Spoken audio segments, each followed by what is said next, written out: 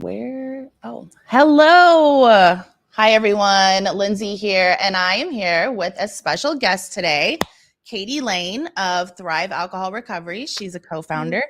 I'm really excited to have her explain to you what she does, how her recovery has progressed, and yeah, I'll let you explain it and give us the background on the methods you use as well as how your company is helping in the recovery space. Yeah. Well, I want to thank you, Lindsay, for having me. We met on X or Twitter, right? And Yeah. I think it's really cool you're allowing me on your podcast to talk about this because it's not traditional, abstinence based recovery that I use. So I just want to thank you for, Oh, yeah. Oh, stop it. Yeah. No, this is needed. yeah. Yeah. We were just talking before you hit record about how, there can be maybe some dogmatic beliefs in the recovery world, and it's kind of a battle if you choose to fight it to educate people about different options. Yeah. But yeah, just a little bit. So I guess I'll start with my story. I struggled with alcohol, and I use marijuana as well quite a bit, which is kind of separate from that, but really struggled with alcohol for about 10 years and really like a lot of American girls started drinking heavily when I was in my early 20s. And I remember just thinking, this is a phase. I'm going to, outgrow it one day and kind of take life more seriously in a few years from now. But what happened was after a few years of really partying hard, experimenting with not only alcohol, but different drugs and stuff. I remember it had been, I was sitting on the beach one day. I live in California, and I was like sitting there thinking, when was the last day that I was alcohol free to where I just didn't drink any alcohol? And I could not remember when it was. I knew it had been more than a year. And that kind of scared me a little bit because I'd been drinking every single day for I don't even know how long and drinking a lot. Like I'd buy handles of vodka and just at that time I was drinking a lot of like sugar-free rock stars and vodka and just mixing the two. Delicious. No, not really. Oh Probably my goodness. terrible for my body, right? Yes. Oh my Um, goodness. That's funny. yeah. So that was the first attempt. It kind of like scared me a bit. And I was like, I'm going to take a break from alcohol. I'm going to take a 7-day detox break. And that was my first attempt of like literally dozens of attempts at trying to kind of rein in my alcohol addiction and control it. And that week, to my surprise, was like incredibly difficult because I'd been drinking every day for so long. I didn't really realize how intense my cravings for alcohol were. And so my first alcohol free day, at that time, I was also like working from home a lot. So I would drink at home, like starting at noon or something like that, like early in the day. And I just remember thinking like, this is really tough because my brain, my whole being just wanted to drink. And I was trying not to drink and just kind of fighting that urge for the 7-day break. I remember taking NyQuil at like 7 o'clock just to go to bed to kind of get through the time I wasn't drinking. And so I made it through the 7 days, but it was really hard. I just remember like I couldn't wait for day 8 when I could start drinking again. And that was like an attempt. Like I said, I did that dozens of times over the course of like almost a 10-year period. It was like 8 years that I was really trying to kind of fix this issue.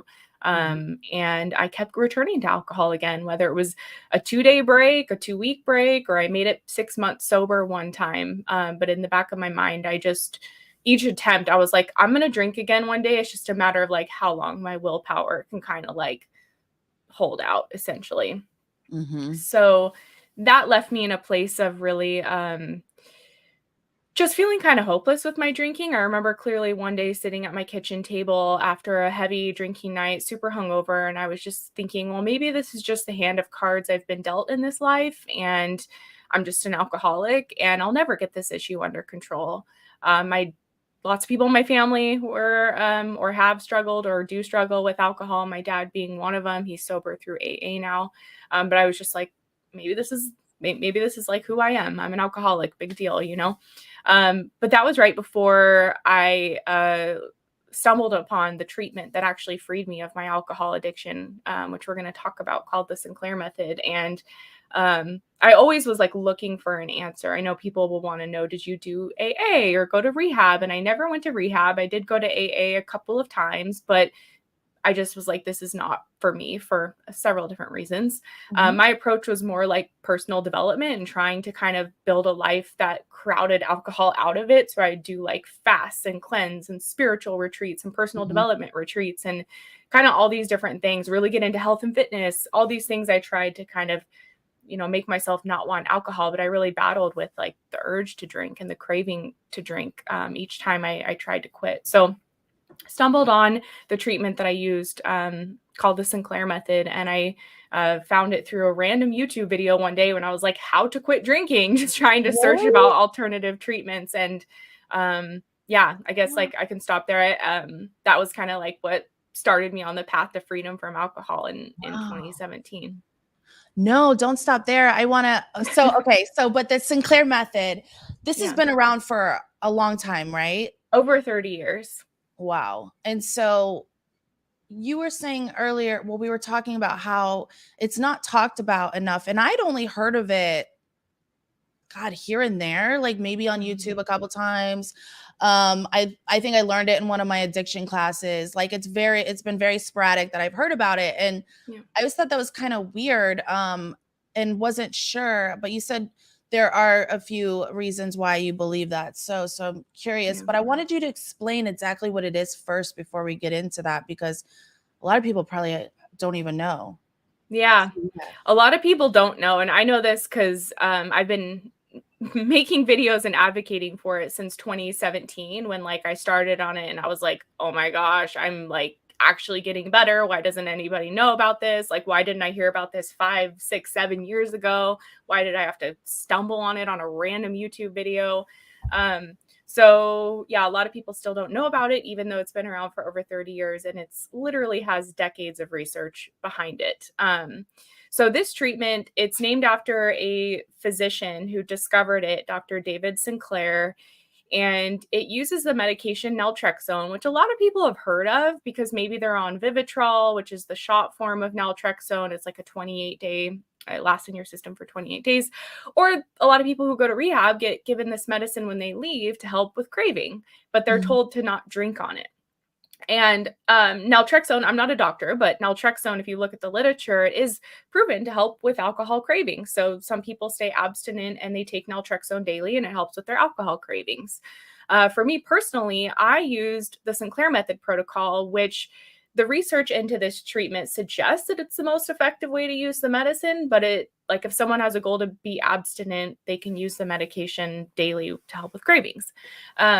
But the Sinclair method, as you may have guessed, it's not an abstinence-based treatment, which is part of what makes it so controversial, is that, if you look at the traditional recovery system, the first step for someone to getting better is really abstaining from the substance. And that's what I tried for the years I was trying to get sober, and I kept relapsing again. And the reason for that is something that's also researched as part of this treatment, and it's been researched beyond it. There's a phenomenon called the alcohol deprivation effect. And so essentially, what happens to somebody when their brain is addicted to alcohol and they quit, they actually go into a deprivation period because their brain mistakenly thinks they need alcohol to survive. And so when we're not getting a substance that we need to survive, what happens? We crave it more. Just like if we're really thirsty, all we can think about is water. If we're really hungry, all we can think about is food. So that for me just created this light bulb moment of like, oh my gosh, like every time I quit drinking, the reason I keep going back to it is because I have this overwhelming urge that is like beyond my willpower and logic and reason. And I just give into it eventually, like sacrificing my health, my job, my family, whatever, just to get the drink. So that's just to kind of lay the foundation about the Sinclair method, because that was one of the discoveries that Dr. Sinclair made, which helped people to understand, people like me who couldn't stay sober, who, if you look at the numbers of like traditional treatment, it's estimated that 80% or more of people will relapse within 6 months of leaving treatment. And so Mhm. it's like, why is that? It's not because the person's weak and they don't really want to change. I know me, I wanted to change so bad, but I just couldn't stay sober. It was like my brain was hijacked by the addiction. And that's Right. because of this alcohol deprivation effect. So with the Sinclair method, what's so unique about it is it started while someone is still drinking. Okay. This treatment is not, sometimes people are saying, oh, I'm 2 years sober, so you're telling me I should go out and start drinking tomorrow? No, if you're sober and you're in recovery, do your thing. But I'm talking to the huge group of people out there who are struggling currently with alcohol that can't get sober, or maybe the thought of going sober is too much for them. And maybe the thought of, hey, I can start by cutting down my drinking. That's a more approachable first step. So, with the Sinclair method, it started while someone is still drinking, and the basic protocol is really simple. Someone takes the medication naltrexone and they take it 1 hour before they drink alcohol. That's the basic protocol. And what happens when this medicine is taken 1 hour before drinking is that it's blocking the reward reinforcement that the brain experiences when someone drinks. So it's not like an abuse where it makes you deathly ill and you throw up or get really sick. It just makes drinking a little bit less interesting and a little bit less rewarding. So when this is done over and over again, the Sinclair method is not like a quick fix, like one and done or 2 weeks and done. It's a process. But what happens for most of us is month after month after month of drinking paired with this medicine is we become uninterested in alcohol or indifferent to alcohol. And how Dr. Sinclair describes it is like your brain unlearns the addiction and it gets restored back to the place it was in before anyone ever had the alcohol addiction. So I can think back to my teenage years. I would watch people in my family get drunk and I'm like, that's so dumb. Why do they do that? Where I had my first drink, I was like, I had vodka as one of my first drinks. And I remember thinking, oh my gosh, they gave us rubbing alcohol. Like we're going to die. But that's just what vodka tasted like. I didn't realize it. But over time, I loved vodka. So, but with this treatment, our brain essentially gets restored back to the state it was in before we had the alcohol addiction. And when that happens, most people will no longer have an alcohol craving. Like they just don't care about alcohol anymore. As an example, I could not keep alcohol in my house. I would drink every last drop. I was aware of where every stash was, where every bottle was. And over time with the Sinclair method, there would be wine sitting on my counter for months and I just didn't even care about it. I didn't have an urge to drink. When I was drinking, I started to see myself have more control. Before this treatment, I was always drinking to black out. Like it was really hard for me to moderate. And over time, after several months on the method, I was drinking 2 glasses of wine and I was done after that. I didn't want more. And alcohol-free days, I was a daily drinker when I started this treatment. Alcohol-free days became much easier. Like I just didn't feel like drinking, and so I wouldn't drink. And days turned into weeks and turned into months of me not drinking. And ultimately, it's been over 5 years now. But the end result of this treatment is there's a term for it called pharmacological extinction. So essentially, when someone drinks on naltrexone over and over and over again, average time frame to this extinction point is about 6 to 9 months. Some people get there quickly. The fastest I've seen is about 2 to 3 months. Others, it could take a year or more. But a lot of people see encouraging progress day over day, week over week.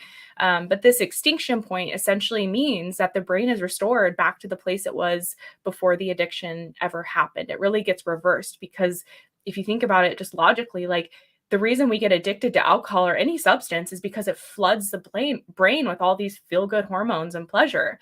And so if that pleasure is blunted and all of a sudden alcohol feels like iced tea, like sure, I'll have a drink, but I don't need 5 of them. Like I'm pretty satisfied with 1, maybe 2, and then I'm done after that. So it makes it just a totally different experience. Alcohol loses its power. For me, like just to quickly paint, like I started it as a daily drinker. 1 alcohol-free day was very hard for me to do ever. And I could never like moderate. I could moderate if I white knuckled it and forced it, but it would be so difficult. And over time on this treatment, month after month, my drinking just continued to reduce. I no longer blacked out again once I started the treatment. I started to have more alcohol-free days. I used to drink 1, 2 bottles of wine weeknights, then weekends were just like binders that went all weekend long. And after a couple months on the treatment, I couldn't finish a bottle of wine anymore. I was still drinking too much, but it was like, I can't finish this bottle of wine. It doesn't sound good anymore. So that was just how the treatment progressed for me. And after about 6, 8 months on the treatment, I was like drinking like once or twice a month, 1 or 2 glasses of wine a month, and only taking naltrexone again, like on those days that I was drinking. So it was incredible. And now I'm over 5 years alcohol free, and I don't miss alcohol. I don't crave it. I don't want it. It kind of grosses me out a little bit. But like what's cool about the method is like if I really wanted to have champagne tomorrow for whatever reason, I would just take naltrexone before, and I probably would be able to have 1 glass and be done with it. It wouldn't result in like me going back to square one and binging all over again. It would just, naltrexone becomes like this protection and insurance policy protecting my brain from redeveloping the addiction. But like I said, I don't want to drink. Like I have no interest in it, but it's kind of nice to have the option. It's not like, I can never touch it again. Right. Oh my gosh. Well, it seems to me like that would be the natural kind of response to, if you when you drink, you're not getting the what is it, like the dopamine kind of It's like maybe? endorphin, dopamine. There's like a cascade of pleasure.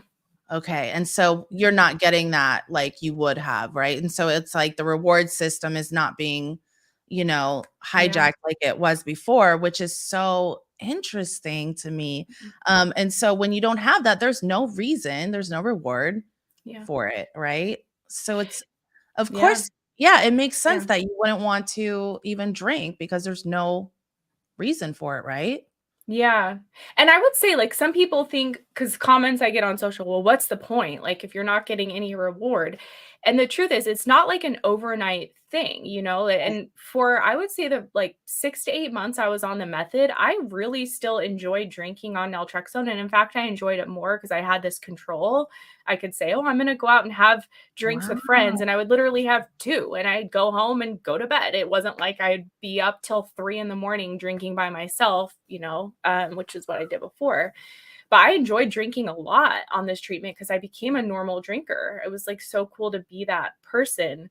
But then the longer I was on the treatment, like 8 to 12 months, because that's about how long I did it for, I got to the point where I was like, it doesn't even taste good anymore. I don't even like the effects anymore. I was only drinking once or twice a month, so my body was not used to the alcohol. Like if you talk to someone who drinks that frequently, they're like very sensitive to hangovers, my Yeah. body just wasn't used to it anymore. So I know people who've been on the method for 5, 6, 7 years and they have beers a couple times a month and that's it. But other people like me end up kind of going, like I say, I'm accidentally alcohol free because I did this treatment with the goal to be a normal drinker. And I did that for, almost a year on this method. But getting to a point where like the last time I drank was not supposed to be the last time I drank. I just went out to dinner with friends. I had a glass of wine and I wasn't like, that's it, I'm quitting. It's just that last drink like turned into 4 months of not drinking. And I was like, maybe I'll go alcohol free. Like apparently I don't want to drink Oh my anymore. God. And that was over 5 years ago.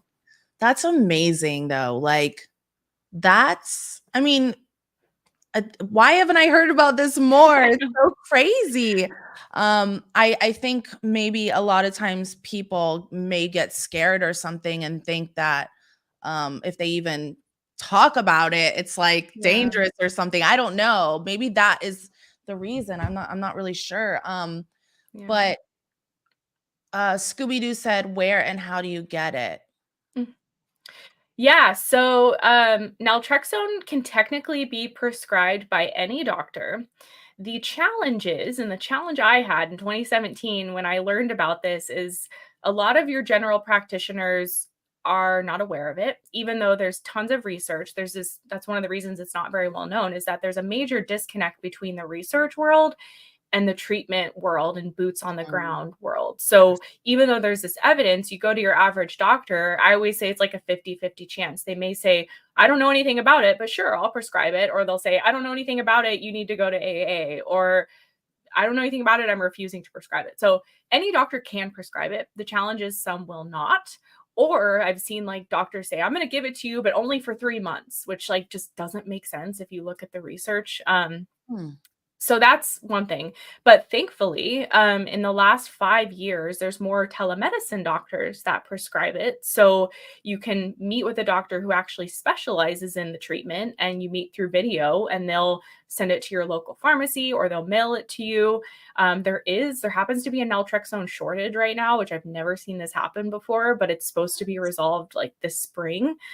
So some pharmacies don't have it in stock, but there are more private pharmacies online that can mail it to you. So that's how you get the naltrexone medicine. And then we always say like naltrexone and the Sinclair method are 50% of it. So taking the medicine and drinking, that's kind of like half the battle.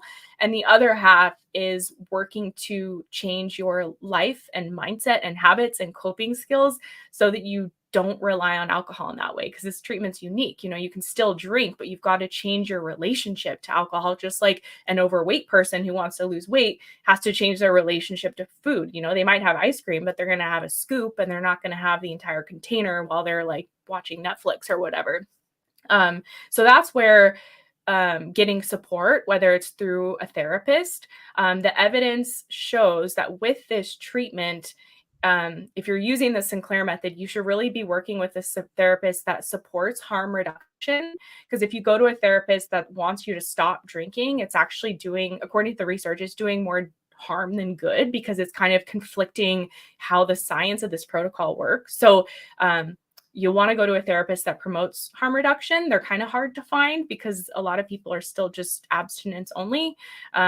There's coaches for the Sinclair method that do exist. And of course, like at Thrive, that's why we created our whole program we have. I've been a coach to people on the Sinclair method since 2018, about a year into the treatment. I just started coaching organically because I had a YouTube, and now I've created this program, which is all about the Sinclair method, where we have like group support and coaching support and video courses and community, just to really give anyone like everything they need to succeed with the method. So first step is like to get the medication, whether from your doctor or from a telemedicine provider. The next step is to plug into support, whatever that means to you. I've even known people who are on this method secretly, and they go to AA because they like the fellowship, but they can't usually be open with the method at AA. I've never heard that like go over well, Me unfortunately. either. Oh my goodness. That makes sense though. Oh my gosh. So, okay, so Thrive Alcohol Recovery is a company that you co-founded, right? Um, Yeah. for helping others get Yeah. sober or change their relationship with alcohol in the way maybe you have, right? Yep. Me and my co-founder were both success stories of this treatment. And we both were we didn't really know each other, but we were both independently working one-on-one with people. I was also doing groups at the time.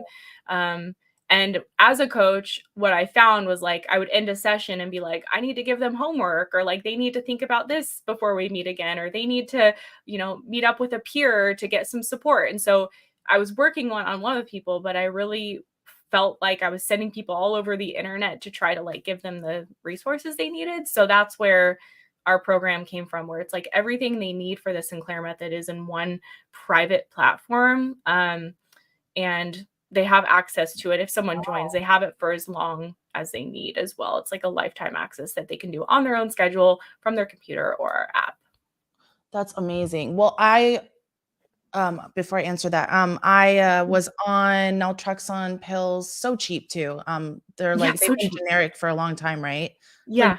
$1 or 2, Yeah. or free a lot of times. But Yeah. um, I I'm a addiction counselor, and I've always worked at inpatient treatments, and there were a lot of clients over the years that would take naltrexone in pill form, and usually it's for alcohol. I know it does help. It's the same receptors as opiates, right? Is there Yep. Okay, so it works for that as well theoretically, right? Yeah. That's actually what it was originally made for, but then Oh, they okay. discovered I see this person's question where it can help Yeah. with opiates, it can help with marijuana, potentially cigarette, gambling, porn. I actually did an interview on my YouTube recently where a Oh, guy used it for alcohol, and his sex addiction also went away while he was using it. He didn't plan that, it just happened. Um, and binge eating. Low dose naltrexone is used for weight loss. Like it's used for so many different things, but just wanted to answer that question. Sorry to Wow. interrupt you. No, you're not interrupting. I saw that maybe a year or two ago there was a new weight loss drug that had a mixture of that and Wellbutrin, I think it was, Yep. and I was like, that is so weird. I didn't understand. So that makes sense now. Wow. Um, Yeah. so Scooby Doo, these meds, to my understanding, and when my experiences, they don't intoxicate you. It's not like that at all. Um, No, and that's a good question. Naltrexone is not habit forming. It's not addictive at all. Some people when they start, like again, I'm not a doctor, just kind of talking generically about the mhm, protocol. And the literature supports this as well. Like most doctors will start people at a lower dose. So the standard therapeutic dose of naltrexone for alcohol is a 50 milligram tablet. You probably know that, Lindsay, mhm. since you took it. A lot of doctors will start people at half of a pill or of a quarter pill just so their body can acclimate, because there may be side effects for some people. Some people have no side effects, just like with any medicine. But the common early side effects can be nausea, general upset stomach, sleepiness, or this like brain fog out of it feeling, which sometimes people will be like, is this medicine getting me high? Because it kind of can make you feel out of it. But usually that goes away in like a week or two. It's not something that lasts. And that's true with all of the side effects. I think there's about 10 to 15% of people who have severe nausea with it or vomiting, and it never resolves, potentially because there's lactose in the medicine, is what one doctor told me. But Huh. for most people, even if they have side effects in the beginning, like with any medicine, they go away in like a week or two. Wow. Yeah, when I took it, I couldn't even tell the difference between taking it and not taking it. Same.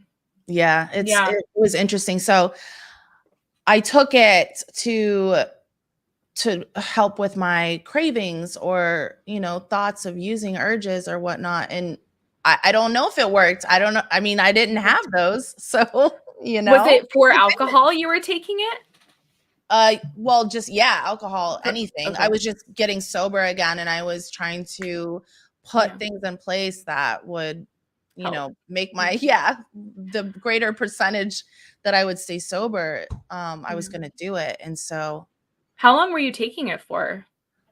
um 60 days Oh, maybe. okay. Yeah, and then Interesting. I just Yeah. didn't drink, so I was like, oh, whatever. I Yeah. don't need it, I guess. I don't know. And that's But the thing, like, it's called an anti-craving medicine, and some people do like, I'll get comments on my videos like, "Oh, I've been on this for a year and it's helped me stay sober," and there's research to hmm, suggest that it helps with the craving. So it can work for people in that way, but, like, to your point, it's like you couldn't really tell, whereas, like, with the Sinclair method, I could tell that I was, like, losing interest in alcohol because I was still actively drinking, and I could see myself like, "I don't feel like drinking right now." Also, what happened for me the longer I was on it is sometimes I would get like an urge to drink, like after work. I'd be like, yeah, I'm gonna have some wine tonight. And I would take naltrexone. And by the time the medicine set in, I was like, no, it doesn't sound good anymore. So that was like how I experienced it working as an anti-craving, where sometimes I would wow. want to drink and I'd take it and then the urge would go away. So some doctors, like if someone's wanting to stay abstinent, they'll have their patients take it at their witching hour, whenever their craving is the strongest. Um, Paul asked, "What exactly is the Sinclair method? Is it like a cognitive method?" Sort of. It's kind of like like the David Sinclair's philosophy on alcohol addiction is that it's a learned behavior. And I know there's a debate on whether it's a disease, a learned behavior.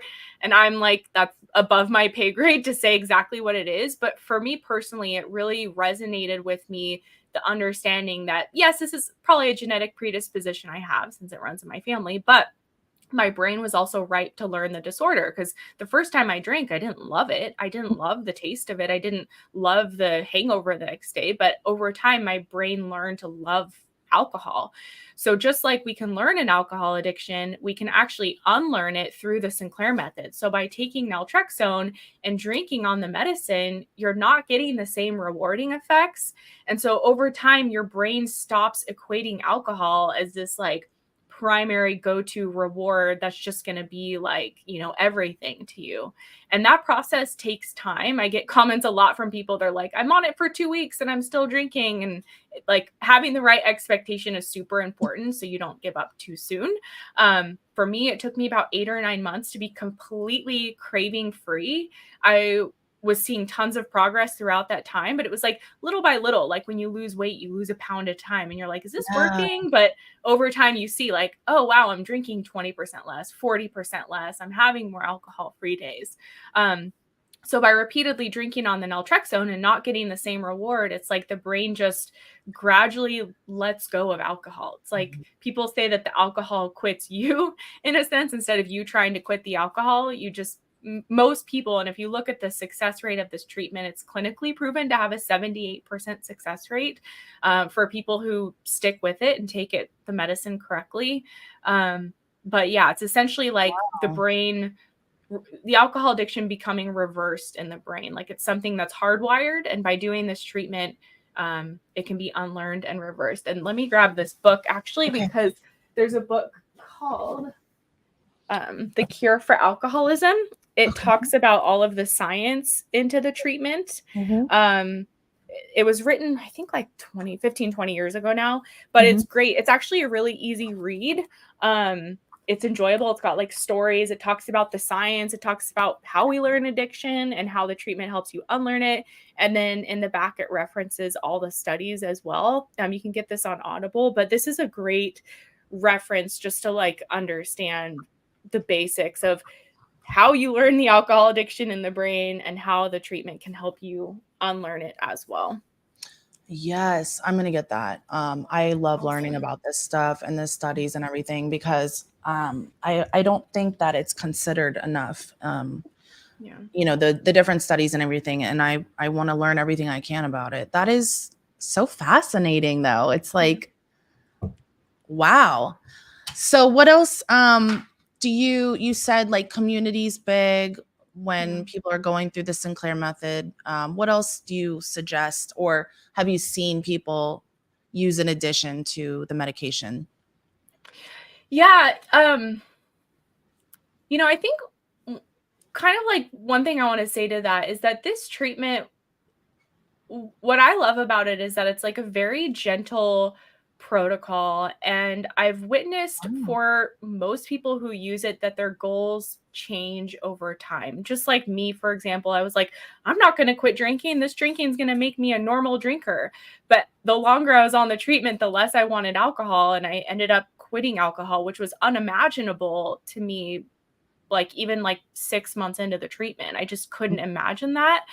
And so, what I love about this protocol is that it meets someone where they're at. It's not like requiring someone to be perfect out the gate or to stop using alcohol out the gate. It's just the first step is, okay, get on this medicine, take it before you drink. That's all you have to do. And if you start by doing that, then everything else can kind of fall into place. But to kind of your question about what else is needed, something that was very humbling for me when I started on this treatment, and I've seen it with clients over and over again, is that I literally started on this treatment thinking, awesome, this pill's going to help me drink less. Like, cool, I'm not going to be hungover anymore. And what happened for me a few months in is that all of these emotions started to surface that I'd been, and you know this, Lindsay, that I was like numbing out for years. All of these memories that I didn't know were in me that I'd been numbing out. All of this stuff started to surface. And I was very humbled to realize that my drinking was not just something I liked to do. It was like me using it as a coping tool in ways that my conscious mind wasn't even aware of when I started on the treatment. Another thing is that my life was built from the perspective of someone who had an alcohol addiction. Like for 10 years, that's what my life was. And so my job that I had, the relationships I had, the things that I did. And so I had to make some massive life changes, like a lot of people do in recovery. But I had to make some massive life changes because what was happening for me a few months into the treatment, I was always compliant with the protocol and taking the medicine, but I was still drinking to cope with my really stressful job, for example, or I was drinking to cope with uncomfortable emotions that I didn't want to feel. And so it was this really bizarre feeling to be in this place of like, I don't want to drink, but I'm doing it anyway. And I hear that from people all of the time where like the medicine works to get rid of that urge. So we're not just like fighting that. But then we have to, like, that's why I said we have to meet the method halfway. Then, like, okay, well, what are we going to do with that newfound lack of interest in alcohol? And that's a scary place to be. It was honestly a really difficult and unexpected phase I went through on the method. And I've seen it for a lot of other people. So, just for people to recognize that even though we're still drinking and maybe even still drinking a lot, as we drink less and become less numb, stuff will surface. And what I've seen happen is if someone isn't equipped to handle that stuff with like a therapy or like with our program or whatever source of support is good for them, then sometimes people will just stop taking the medicine and kind of revert back to their old ways because they're like, whoa, okay, I'm not ready for this yet. And the good news is with this treatment is if someone stops it, they can get back on it again when they feel ready, you know? And that's kind of, as you know, as a counselor, like that's the cycle of change. Like people have to be ready, regardless if they're doing naltrexone or they're doing AA or whatever it is. So for that, if someone's considering this, for them to be aware of that fact that, you know, there's going to be some things surface more than likely on this treatment. And maybe you're going to be drinking for more reasons than you realize. And we really need to focus on healing ourselves, you know, mind, body, soul, as we're going through this, like with any recovery program. Oh, I love that. That's so beautiful. It's holistic, it sounds like a holistic approach, you know, when you are, you know, getting to that point, like you said, to where the emotions were coming up. And then, you know, you were, you know, realizing that you did other, you know, you were drinking for other reasons. And then, you know, maybe a therapist and, you know, better eating or things like that could be helpful, right? Just like a holistic approach at that point. So Totally. so what's cool is that can even be individualized, it seems like, in that it's not just used for like what we were saying, how I used it to where it was just for not to have cravings. And a lot of my clients did that. But then this is that's naltrexone, but that's not the Sinclair method specifically. The Sinclair method is exactly how you did it, to where you're drinking on it and then eventually or well, not eventually all the time you're saying, but you know, that could be the course that someone eventually, you know, like you said, accidentally quits drinking, which is so, it's just so fascinating to me. I got to get that book. I'm going to get that book. That's cool. That's really cool. Well, what do you say to people that do say, like in the beginning, you brought it up, when people say, well, does that mean that I can just, what do they say to you? Can I just like start drinking again on the medicine? That's not how the progression would work naturally, right? If you're quitting. So that wouldn't even, I'll let you explain it because I'm just trying to figure it out. It's interesting. Yeah, it is. And like, okay, so there have been people and there are people a lot actually who come from AA into TSM, but those people are typically they're like, I'm going to relapse. Like, I'm not going to be able to stay sober. Or this program, I have an interview on my channel, a guy's named David. He was in AA and working the steps for over 2 years and he was sober. And he was like, this isn't working for me. Like he knew he was going to go back to drinking again. You know, like we all kind of can sense when it's coming, whether it's the next day or the next month. So those are the people who may use this treatment going from being sober to wanting to drink on the naltrexone in order to reach extinction, in order to have this addiction reversed so that there's no more white knuckling and craving and things like that, which I have mad respect for people who just quit and don't go back to it. Like I could never crack that code. It just never worked for me. But so those are the people who may do this treatment when they're sober and then start this process. But for other people who are in recovery, this is not an invitation for them just to start drinking just for the sake of doing the treatment. There's so many people out there who are actively drinking, who can't do AA or don't like AA, or they've tried and they keep relapsing, or we have a few people in our program, they've been in and out of different treatment centers over years or decades, and they can't get sober. So this treatment is really for those people. And just as a side note as well, this treatment, if you look at the science, it can work for the spectrum of severity of alcohol use disorder or alcohol addiction. So sometimes I see people start this treatment who are more mild, but like if they kept drinking that way for 5 or 10 years, who knows where it would go. But they Yeah. can kind of, like, I had a client, he was a college kid and developed a binge drinking issue at college, and his parents got him going on this medicine, and it reined in his drinking. Like, thank God it didn't become this like full-blown alcohol Wow. addiction. And then in contrast to that, I've also seen it work for severe alcohol addiction, where sometimes if someone is really severe, like round the clock drinking, their doctor may have them do a detox first and then start the treatment, which I know doesn't make sense. They're sober, but they're going to start drinking. But many of us who've gone sober can know what it's like to struggle with the alcohol craving. So by doing this protocol, they can reach the extinction point and essentially have their brain fixed. So they're not thinking about drinking. And I don't know, everyone's different, but like I have people reach out to me who are like a year sober or 2 years sober, and they're like, I still think about drinking every day. I still want to drink. I'm still fighting that urge. And some people can do that and they are badass and they can completely just, ride the wave or whatever. But others can. It's like those urges cause them to return to drinking again. And that was my issue. Like the craving would become so overwhelming that I would just justify it and find any excuse to drink, not because I didn't want this, but because my brain was hijacked by the addiction. Oof. Well So yeah. said. Well said. So that brings me to something interesting. Is it almost as if your perception changes maybe over time, like your experience and relationship with alcohol? It's like conditioning, right? Like behavioral conditioning as well, to where that's just what I was thinking about when you said that, of how the goals kind of change, and that I could see how it happens frequently. Yeah. And then your perspective, when you don't get the reward from the alcohol, then what happens? Well, you're like, you don't associate happiness or relief with the alcohol anymore, right? Like Hmm. naturally, like because our brain makes a connection. Yeah. That's so cool.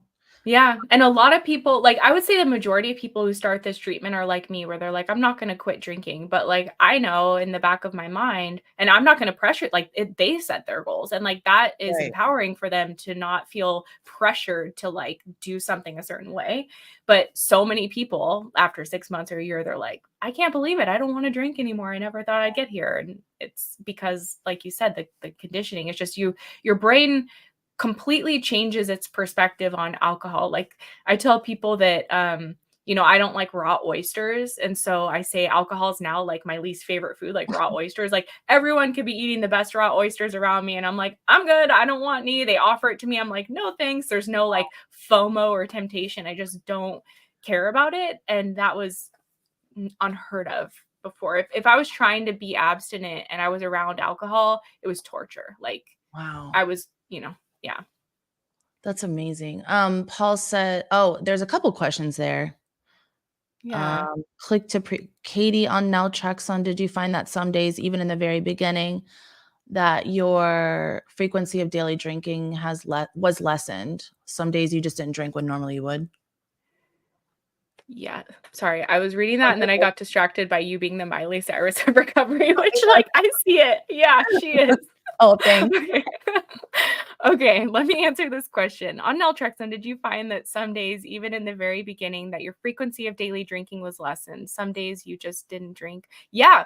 So actually, I was started this as a 7-day a week drinker. Like I would sometimes have an alcohol-free day. Usually it was a result of like a really bad weekend binge to where like I was just sick in bed all day and I couldn't do anything.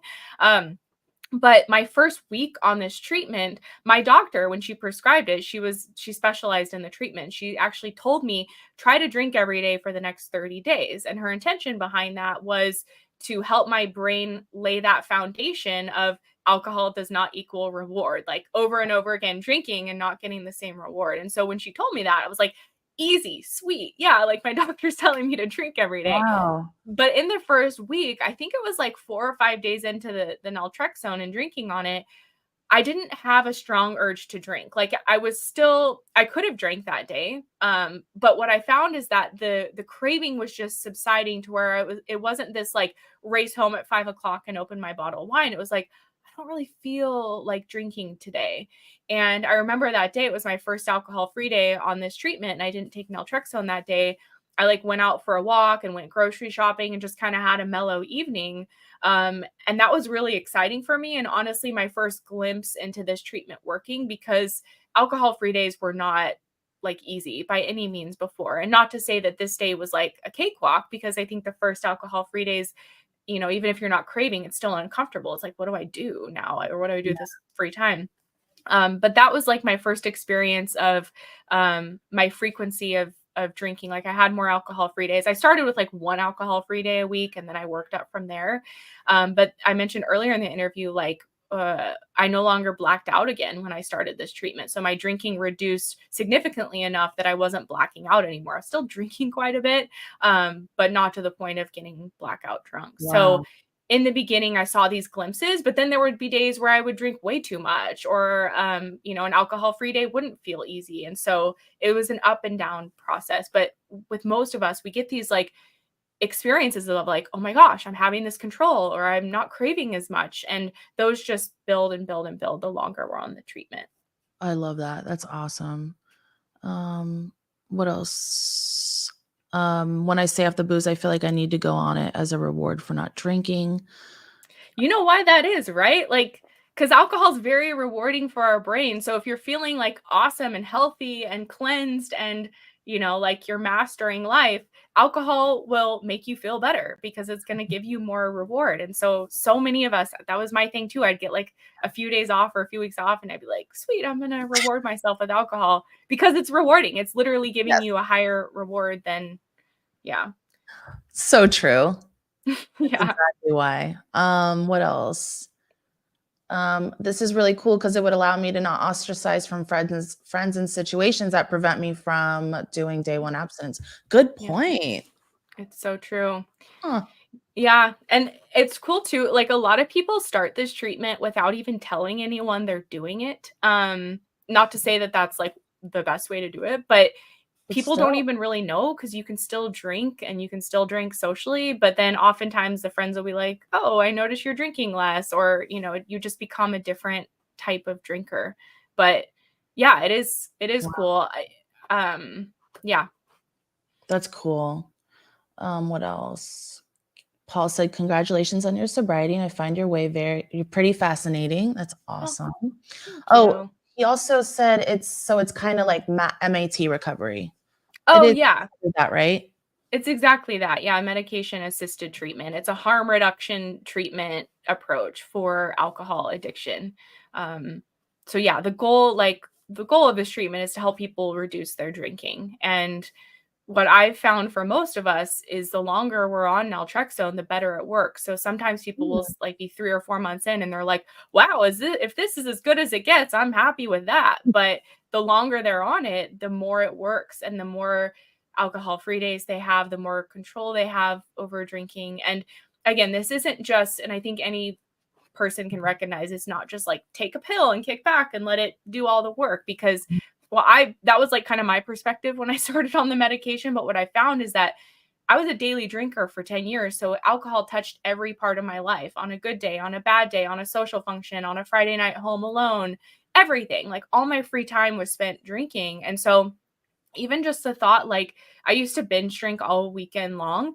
And I remember my first alcohol free Saturday, I was like, what do I do? And I went out. I wasn't really craving. I wanted to have an alcohol free day. And I remember I went out like thrift shopping at 2 o'clock in the afternoon. And I just felt so awkward, because that's like not who I was for so long. Or maybe I'd go shopping and I'd have like a thermos with a vodka soda in it or something.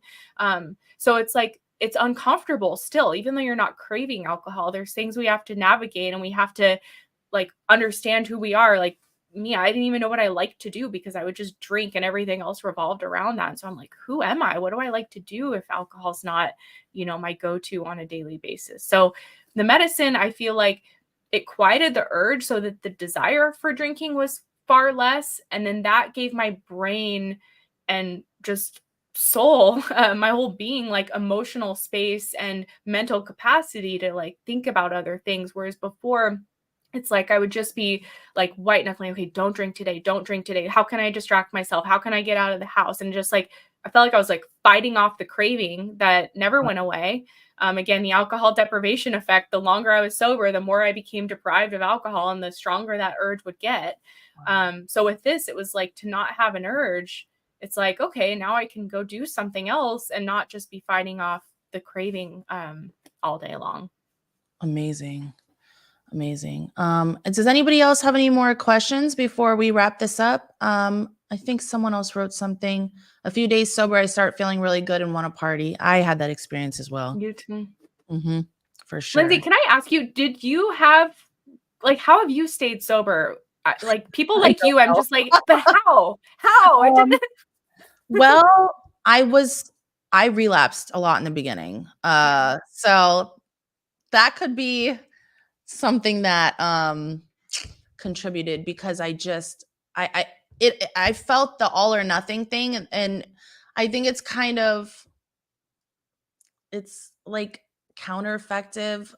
You know what I mean? It's like I don't know, because then I look back at it and I'm like, considering what you just said about the alcohol deprivation, and it's like it was so all or nothing that it would screw me up to where I'm thinking about don't drink, don't drink, don't drink. And I honestly want to say I don't even know how I've done it, which is kind of fucked up to say because because I Okay. do know, but it's also like so crazy to me at the same time. It's like I've done these things theoretically and I know that they work and that they're keeping me sober, but it's just like so wild, I guess, is Yeah. why I don't believe it. It's like crazy. And I was a blackout drinker every single time I drank. From the first time I drank, I was a blackout drinker and something bad happened every single time. And so I kind of just like I had to stop. I kept getting in trouble and it just was so bad. You Yeah. know. Well, and It's that's like what you shared because when I tried to get sober before the Sinclair Method, I would watch. I mean, I've probably watched like hundreds and hundreds of hours of like sober people and AA yeah. stories and things. And the thing that was always missing for me is like the how. Like it seems like for Yeah. people, it finally clicks. It finally works. Or like, you're doing this and that and it finally worked. But there was never any like substantial how that I could grasp from others. That was always like a mystery to me Mhm. because I would do all of the things and then that craving was still there and I'd give into it. And I think with the Sinclair Method, what was so different is it gave me that like answer, I guess, that substance of like, oh, you can erase the addiction from your brain pharmacologically, and then you just don't want to drink anymore. And it's like Right. that, yeah. But It's I like look at clear people like cut. you, what's that? It's just like clear cut Yeah. scientifically. And I think that I run to solutions like that too. And so this was it. I was very confused and would hear, this is how you do it, this is how you do it. And then people talking about the same solution in different ways. And so confused Yeah. um, because people would say, okay, well, here's the steps and stuff, but still that didn't explain it to me. It still wasn't, my brain couldn't wrap around it still for a while. Yeah. And I think, you hear a lot of people don't just stop and stay sober, and that's why I'm really interested in the Sinclair method you're talking about, because it's so many people pick back up when they can't do it, and then maybe they don't try again, and that's scary. Yeah. So Yeah. it's crazy. Most of us do end up relapsing, at least in the beginning, because it's trial and error, like we don't Yeah. know what we're doing. We're just trying to figure it out. And Yeah. so I think about that when, you know, kind of what you're saying, it seems very logical to me to do that. Yeah. Like, I'm really impressed with this, you know? So, Yeah. And I'm so grateful you let me share this because I mean, you mentioned logical and like that's the thing that I think was also an aha moment for me when I learned about the alcohol deprivation effect, is that alcohol addiction is not logical. And many of us approach it with the solution of logic. Like, it's destroying my health, my family, my career. I become a terrible person. Like, I need to quit. Like, it makes no sense that I'm drinking. Why do I keep doing this to myself? And I had that talk with myself 1,000,001 times. Yes. But the part of the brain that's driving the addiction is not the logical part. It's like the survival, primitive, unconscious part that overpowers that. Just like if you're dying of thirst, you'll probably do insane things to get water because you're just like, I need water. And so that was something for me that kind of took the stigma away, or just the shame, I guess, I had around, I'm a bad person, why can't I get this under control? Realizing that that's like the real me who wants to do that, but my brain is hijacked by the addiction, and that's, mistakenly equating it to a survival need, and that's why I do insane things to get my drink. Exactly. That is perfectly said. I am so glad you came on here. And again, let people know where they can find you on social media, and your practice, or I shouldn't say practice, your company. Yeah. And I don't know, Scooby-Doo, if you saw, I put in naltrexone. It's Naltrexone. I think someone, the person above spelled it. Oh, that was you. You spelled it correctly, Scooby-Doo. I've been putting out content on YouTube. I actually documented most of my Sinclair Method journey, which you can find on my older videos on my YouTube channel, like month over month. I've got tons of success stories on there. And then I'm just putting out content every day, like answering people's questions, educating people about it. We have a doctor who's the medical advisor for our program. His name's Dr. Volpicelli, and he is literally the leading expert on naltrexone. He was actually responsible for getting it approved by the FDA for alcohol in '94. So I'm also putting out content with him. So he is like the real science and research mind behind it. So I'm really excited to put out more of those videos. We just filmed a bunch. So anyway, thrivealcoholrecovery.com. You can find us on YouTube and TikTok, Instagram, Facebook, Thrive Alcohol Recovery. If you go to our website, all of our social pages are linked at the bottom. But would love it if you guys would follow. We have some free resources on our website as well, like a free course around, is the Sinclair Method right for me? Where I just take 15 minutes to kind of go through this book and talk about the science and who it's for and who it's not for. I'm going to post it in the description. And do you want to type it in there in the comments too, the website? And sure. And so how they can all be linked in there. And I'm going to put all your social media stuff in the video description after we hang up on here, so that anybody that watched and watches later can find you and jump on there. And so I really appreciate you coming on, and I hope to talk again soon. I'm sure we will. And is there anything, your last message you'd want to say to anybody listening? I just want to say to be your own advocate in your recovery. If one thing is not working for you, understand that there are alternative options, whether it's naltrexone in the Sinclair Method or another medicine, or there's different technologies coming out now, like different therapies, brain things that can help. So just be your own advocate. Even if you are looking into naltrexone and the doctor refuses it, go to another doctor. I had to go to 5 doctors before I got my prescription when I first learned about it, because nobody would prescribe it for no other reason than there's just a lack of understanding. So just be your own advocate and keep searching for an answer until you find what works for you. Beautiful. Thank you, guys. Thanks for coming. Thanks, everyone. Thank you, Lindsay. And have a good one. Thanks, Katie. Thank you. Bye.